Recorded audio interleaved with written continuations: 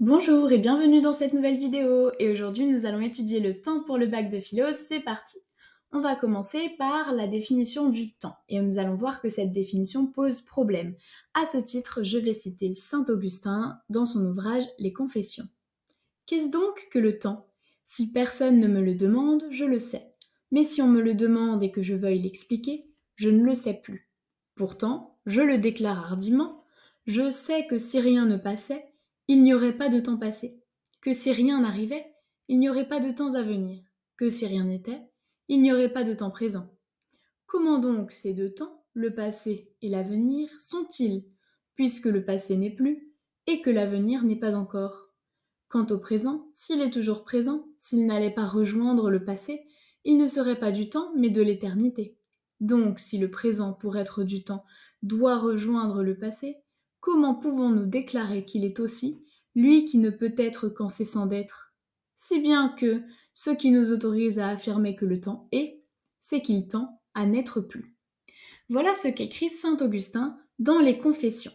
Eh bien, ici, saint Augustin met l'accent sur le fait qu'il est très difficile de définir le temps, même si tout le monde sait ce que c'est. C'est une aporie, on ne sait pas trop comment sortir de cette impasse. Il existe donc différentes temporalités qui se trouvent là pour que l'on puisse mieux cerner le temps. Et c'est ce que saint Augustin va souligner. Il va souligner le fait que le présent n'est qu'un très bref instant de transition entre le futur et le passé. Le passé n'existe plus, il n'est qu'un souvenir. Le présent, lui, est ambivalent. Il est le seul temps qui existe réellement, mais il devient immédiatement du passé à la seconde où l'instant passe. En effet, au moment où vous lisez cette ligne, elle appartient au présent, mais maintenant que vous l'avez presque terminée, le moment où vous avez lu le début de cette phrase appartient au passé. Le présent est donc ambigu, puisque c'est le seul temps qui existe vraiment, le passé n'existe plus et le futur n'existe pas encore, mais il est aussi extrêmement éphémère. À peine est-il d'actualité qu'il a déjà basculé dans le passé. En ce qui concerne le futur n'existera jamais, ce n'est qu'une projection. On n'a aucune certitude d'y parvenir, et si on y parvient, à la seconde où il a lieu, eh bien, il n'est plus du futur, mais il est du présent. Voilà donc les trois temporalités distinguées par saint Augustin, passé, présent, futur. Eh bien, Bergson va aussi souligner l'existence de différentes temporalités. Il y a une opposition entre le temps qui est dit objectif, c'est-à-dire le temps tel qu'il existe objectivement, donc les heures, les minutes, les années, les saisons, le temps des horloges, pour le paraphraser, qui s'écoule toujours de la même manière. Et ce temps objectif s'oppose au temps subjectif, qui est le temps tel qu'on le perçoit. Par exemple, quand on est en cours de mathématiques, si on regarde sa montre et qu'il est 13h54, eh bien quand on la regardera 5 minutes plus tard, on pourrait penser qu'il serait 13h59, mais en réalité, il est 13h55. Ce qui veut dire que le temps passe lentement parce qu'on s'ennuie. On a l'impression que 5 minutes sont passées tant le temps est long. Alors que si on est en soirée avec des amis, si on regarde sa montre à minuit et qu'on la regarde 5 minutes plus tard, eh bien il est 2 heures du matin, parce qu'on s'amuse. Donc nous ne voyons pas le temps passer. Le temps subjectif, ce dernier temps défini, Bergson le nomme durée. L'homme ne vit pas le temps objectif, le temps des horloges, parce qu'il le perçoit de manière personnelle et subjective. Il ne vit que le temps tel que celui-ci est envisagé par sa conscience. Et cette durée est détachée de la science, puisqu'elle est différente pour chacun de nous selon les circonstances. Celui qui s'ennuie a l'impression que le temps est long, et celui qui s'amuse trouve que le temps est rapide. Héraclite aussi va montrer que le temps est très difficile à cerner. En effet, l'homme ne peut impacter le temps ni le transformer. Au contraire, c'est le temps qui impacte l'homme. Je le cite, le temps est un enfant qui joue en déplaçant les pions.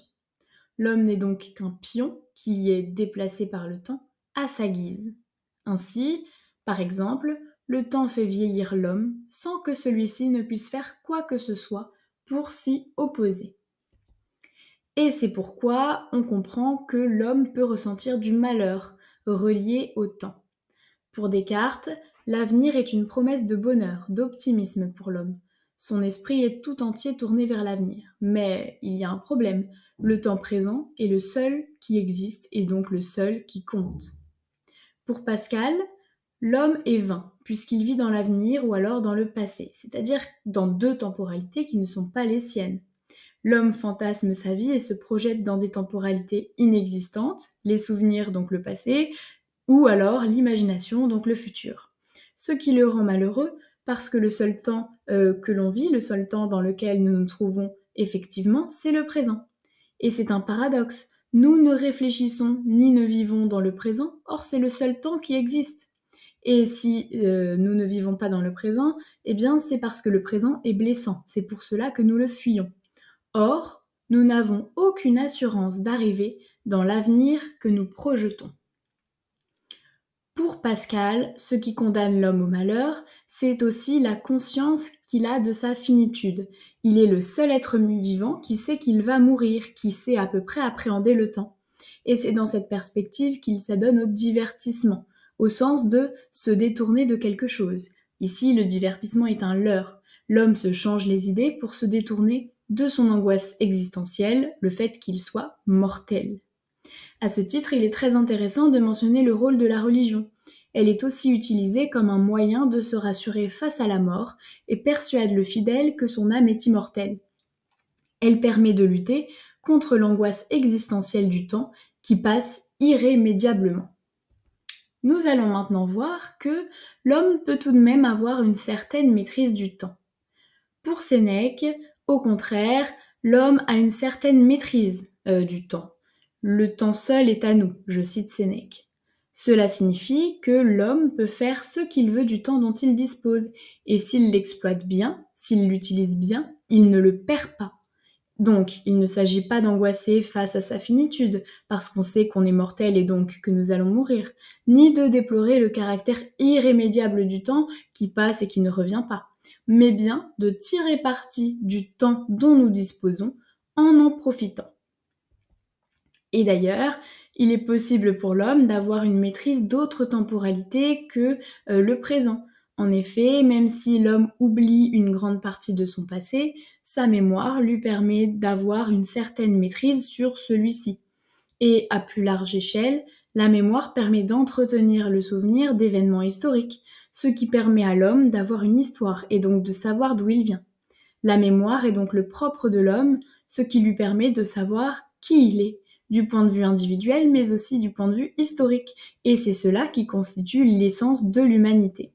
C'est d'ailleurs dans cette perspective que Benjamin affirme que la mémoire permet de rendre actuels certains moments du passé. Ce n'est pas parce que le passé historique est révolu qu'il a disparu. En effet, il peut être par exemple une source d'inspiration ou un modèle, ou alors un contre-exemple d'erreur à ne surtout pas reproduire.